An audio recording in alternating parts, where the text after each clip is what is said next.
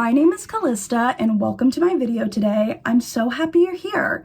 And if you know me, you know that I love pop culture, but especially pop culture history, which is why I'm so excited to discuss this topic with y'all today, because it is quintessentially pop culture history, okay?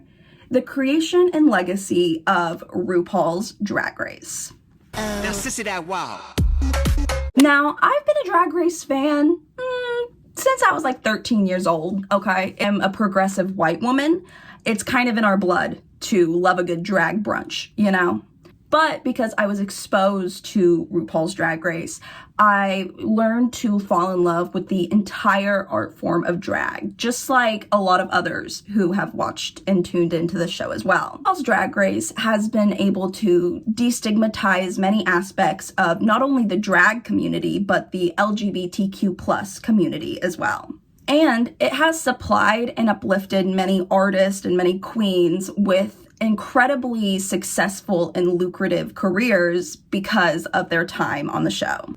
And it has educated many people about the entirety of the LGBT community and the experiences that happen in that. So, you know, in the early 2000s, there were a myriad, one would say even too many, reality TV shows. You know, you had your Top Models, you had your American Idols, you had Fear Factor, Project Runway, but there was only one show that was able to take the best parts and best elements of all the reality TV shows at the time and not only be extremely entertaining, but extremely educational as well.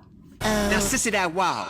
There is truly no other reality show or just show period that encapsulates what RuPaul's Drag Race does. Former winner of RuPaul's Drag Race and extremely successful businesswoman, Trixie Mattel once said, "Watch through the feathers and the beads and the magic, but you watch because it's the American dream in real time." So, today, let's gab with each other, let's kiki with each other about how Drag Race was first thought of and created and the legacy that the queen herself, RuPaul, has left in modern pop culture. Oh, well, come on, Teletubby. Teleport us to Mars. What the So, as always, let's go over, you know, a little beginner information, a little history lesson, if you will, of what drag is and how, you know, that factors into RuPaul's Drag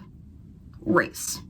So, drag is a performance art that often involves drag queens or drag kings, often involving, you know, exaggerated gender expression through means of makeup, wigs, clothing, and overall performance. Now, anybody can be a drag king or a drag queen, regardless of gender or sexual orientation. In fact, that is what it is all about. Drag is rooted, you know, in acceptance and solidarity, and is an art form that represents freedom of expression to the 9th degree. Modern drag can be traced to the 1880s, all the way back in the 1800s, when American activist and self-proclaimed mother of drag, William Dorsey Swann, was found out to be holding these secret drag balls in New York City, using these events to dress up in hair, makeup, costumes, and perform on a catwalk for drag queens or members of the community. So these performances would soon evolve through all the boroughs in New York City. That's what you guys call like your little sections, right? I love that. I want to live in a little borough, like a little bunny. Imagine it's not borough. Oh my God, is it? I'm really exposing myself on not being cultured on my YouTube channel. Okay, anyway, it spread throughout New York City is what I'm trying to say. And soon, every major city in the US as well was experiencing these drag balls and drag culture. So, with that little history lesson on how drag kind of started / what it is, what the hell is RuPaul's Drag Race? RuPaul's Drag Race is a competition-based reality show hosted by the infamous drag queen RuPaul. First premiered in 2009 and has since become a global phenomenon, showcasing genuine queer joy and the art form of drag. Contestants compete in a series of challenges that test their skills at fashion, dancing, singing, acting, and comedy. These skills are, put to the test, and contestants really vie and fight for the chance to win the title of drag queen of RuPaul's Drag Race. Drag Race is literally the perfect encompass of, all the best elements of reality TV, as I said before. There's drama, there's competition, there's humor, there's singing, and there are genuinely heartfelt moments in the show where, girl, whenever Latrice tells her story, I cry every time. I have seen that season probably 8 times by now. I know her story front to back, okay, front to back, and I'm still gonna cry whenever her best Judy comes in. I'm still gonna cry, and I'll do it again. Drag Race was also one of the first, truly LGBTQ plus based shows, and has helped uplift, many individuals in their careers and the entire community in general.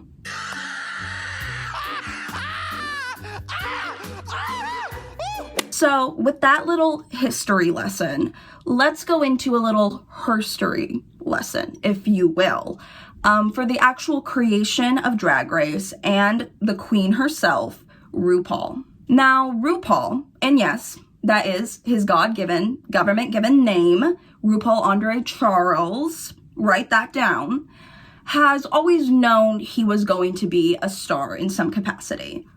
No, like literally, he knew that from the very beginning. His mother, when she was pregnant with Ru, literally went to a psychic, and the psychic told her 2 things. Your baby's a boy, and that baby boy is gonna be famous. So RuPaul has always had, stardom in his horizon, in his vision. And boy, did he make that work, okay? By the 90s, Ru was already a world-class drag queen.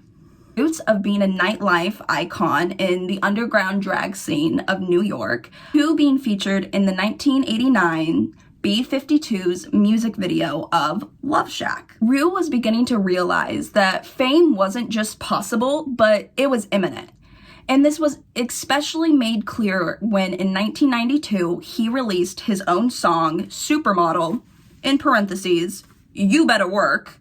His career started to skyrocket even more than he thought possible, as that song landed him actually in the top 50 of the Billboard Hot 100 and was even nominated for an MTV Music Award. Just like the psychic predicted, RuPaul was finally getting a taste of the good life. To get to the creation and the start of Drag Race, we have to go all the way back to the 80s, specifically 1985, when 24-year-old RuPaul met the 2 founders of World of Wonder, or WOW, Productions, Randy Barbado and Fenton Bailey, who would later also become some of Ru's closest friends. These 2 really wanted to sign Ru on as a client, as Ru was already starting to really take over the world. He released more songs, he was in a partnership with MAC Cosmetics, and he was also starring in more music videos with the likes of Elton John and Diana Ross. On top of all of that, he also was starring in multiple films with people like Patrick Swayze or the Brady Bunch. Better work.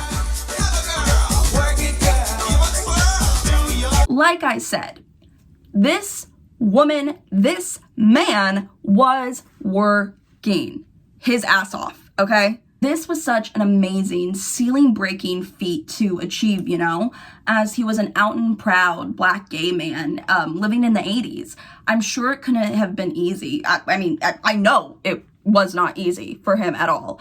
But despite, the discrimination and the bigotry that he must have faced on the daily, he made it work. Which is why I understand every time he gets really frustrated with the queens, because he's like, girl, you know what the shit I had to do? And you can't put 2 pieces of fabric together? Let me ask you a very fair question. What do you do successfully? Quickly. So WoW Productions had always wanted to do a reality TV show with, of course, Rupaul being the host. They could really see the vision and idea of that. But for some reason, Ru was just always extremely hesitant about it. Although in 1996, he did agree to do a, talk show, variety show type of gig, who he co-hosted it with, with his BFF and future co-judge, Michelle Visage. And honestly, this looked like such a fun show. If I were born then and was able to consciously work a television remote, I would have tuned the hell in. I mean, they had like Diana Ross, they had Nirvana on there. It looked like a fun time.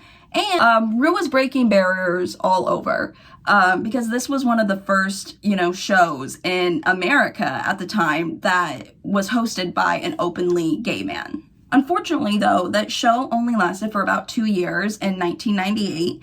And then in the year 2000, Ru was looking back on his past 2 decades of such a successful, flourishing career that he decided to take a step back from the industry in New York and eventually move to LA. Okay, in the meantime, Todd Campbell, who is now the, present day executive creative director, one of those job titles of WoW Productions, kept on coming to Ru with this idea of a drag queen-based, competition-based reality show. However, Ru would shoot him down many times because he felt that, competition-based shows are often very mean-spirited, and he would never want to cast drag in a bad light in front of, potentially millions of people. But after a few years, think around 2007, Todd came to Rupaul with the same idea. But instead of turning him down, and in this time, Rupaul thought that, quote, the Obama era was happening and I could feel it in my bones. It was time. Which, loving the theatrics of that. Now, Rupaul, was that a good Obama impression, do you think? Sorry. I'm sorry. So they began to work on the show. Todd would come up with the concept and, pitch mantras for the show while Ru was brainstorming what challenges and, what catchphrases he would put into the show to really make it pop. Ru drew inspiration from, his past lives living as a drag queen in the Harlem drag balls, where queens, would dress up and compete against each other to win, titles, trophies, crowns. Kind of think like a modern day beauty pageant, but it was just a lot more fun, I bet. Ru was specifically inspired by the 1990 film documentary type, Paris is Burning. Paris is Burning is an incredibly close-up and personal look at, some of the lives of drag queens and drag families that were competing in these balls in New York City in the 80s. This film offered a very raw and earnest look into how both joyous drag can be, but how dangerous being a gay man can be in the 80s as well. I implore everyone to go and watch this film, this documentary, Paris is Burning. There are many, darker moments in it if you can handle that, but overall, it is such a time capsule for queer culture and a beautifully made exploration into the lives of the queens that it presents. Queens that are depicted in this film, they face incredibly challenging obstacles and tribulations within their lives as living as, Black men of color in New York City. But still, at the same time, they express such sentiments of joy and optimism for their futures. And honestly, when I say it like that, it really, truly does remind me what Drag Race is all about, taking a telescope into the lives of these queens and seeing how hard their lives were or what they're going through, and them coming out the other side as, beautifully made people. So after they got the concept and the themes for Drag Race, they ended up pitching it to two networks, both E! And Bravo. You know, and specifically at the time, these were like the mecca, the home base for reality television shows. But both networks ended up turning them down, essentially saying, well, we love RuPaul, but you guys know we can't show drag queens or gay men. However, Logo TV, a pretty LGBTQ TV program, I assume, ended up picking it up, and both Todd and RuPaul have said that they would not have it any other way, because Logo allows them to do what they feel is right and fit for the show, and they think that if they were to go with a bigger network like Bravo or E, they would have been very confined into what they could show and what they could say. So it all ended up working out for the better. The show finally aired after Obama's inauguration in 2009, and of course, they did show Ru dressing up as not only Michelle, but Barack as well. And I did not know that that picture existed, and when I found it, it turned my good day into a better one, let's just say that. And this idea of the Obama era ushering in a new time for progression and for peace really set the stage and allowed Drag Race to be on a more open, forgiving spotlight. WOW founder Fenton Bailey, who I mentioned before, RuPaul's bestie, has said in regards to drag being political or Drag Race being political. The whole point about drag is it doesn't ask anyone's permission. Drag and resistance go hand in hand. Back rolls. So the first season finally aired, and the first season aired with only 9 queens competing, a whack-ass filter, which we always make fun of this filter, and I just thought they turned like the saturation up to 100. Apparently, I found this in my research, apparently RuPaul specifically asked the crew to grease up, literally rub grease on the cameras to give it that more like blurry effect, because RuPaul said, and I quote, "I wanted to make sure there were no rough edges, especially drag queens." Oh. So I guess the library was open before they even started shooting. And not to mention, the grand prize was a measly $20,000. Can you imagine $20,000? Poor.